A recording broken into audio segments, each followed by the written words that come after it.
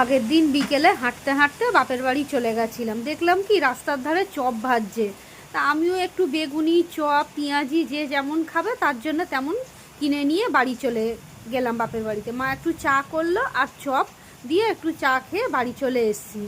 তারপরের দিন সকালবেলায় দেখো কোটো কাটা সব ধোয়া মাজা করেছি। চৈত্র মাস, আমাদের এই বাড়ি ঘরদোর পরিষ্কার করা, ধোয়া মাজা, কাঁচা কাঁচা ধোয়া এগুলো সব করতে হয়, একে একে সব মিলে দিলাম। তারপরে রাত্রির বেলায় একটু দুধ এনেছি, দুধ এনে আর এই ছোট্ট হাঁড়িটায় করে একটু দুধটা জাল দিচ্ছি। এই হাঁড়িটা কিন্তু আমার ছোটো মেয়ের অন্নপ্রাশনে কেউ একজন ভালোবেসে গিফট করেছিল।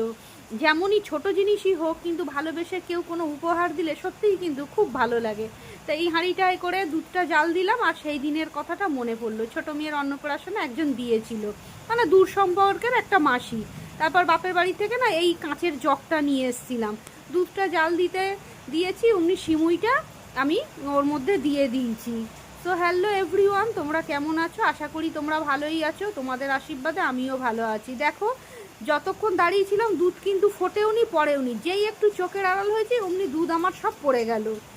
কোনো কিছু না খেলে যেমন স্বাদ বোঝা যায় না, ঠিক তেমনি খারাপ সময় না এলে মানুষ চেনা যায় না। তারপরে সিমুইটাকে করে রেখে নামিয়ে রেখে দিলাম। এদিকে জামা কাপড় ছিল রাজ্যের, সব কিছু গুছালাম। আর তোমাদেরকে আমি বললাম না যে একটা হোম ডেলিভারি চিকেন যাবে, এই দেখো সেই চিকেনটা আমি রান্না করে দুটো কন্টেনারে করে আমি পার্সেল করে দিলাম। সে নিতে এসছে, তাকে আমি এই কন্টেনারে করে দিয়ে দিলাম। আর এইটা কিন্তু আমাদের ঘরের চিকেন রান্না করেছি। আর এই বলো মাছ মাংস বলো, রান্না করলে এত বাসন পড়ে। তারপরে তরে তরে সব বাসনগুলোকে আমি মাজা ধোয়া করলাম। বড় মেয়ে বলছে মা ভাত দাও, ওকে আবার কাতলা মাছের কালিয়া দিয়ে ভাত দিলাম।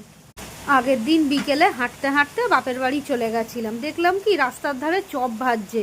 তা আমিও একটু বেগুনি চপ পেঁয়াজি যে যেমন খাবে তার জন্য তেমন কিনে নিয়ে বাড়ি চলে গেলাম বাপের বাড়িতে। মা একটু চা করলো আর চপ দিয়ে একটু চা খেয়ে বাড়ি চলে এসেছি।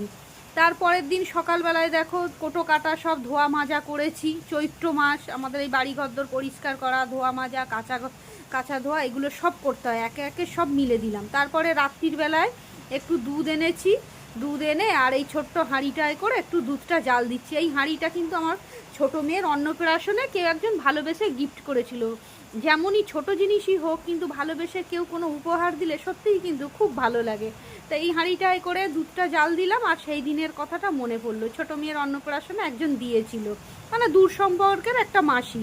তারপর বাপের বাড়ি থেকে না এই কাঁচের জগটা নিয়ে এসেছিলাম, দুধটা জাল দিতে দিয়েছি, অমনি সিমুইটা আমি ওর মধ্যে দিয়ে দিয়েছি।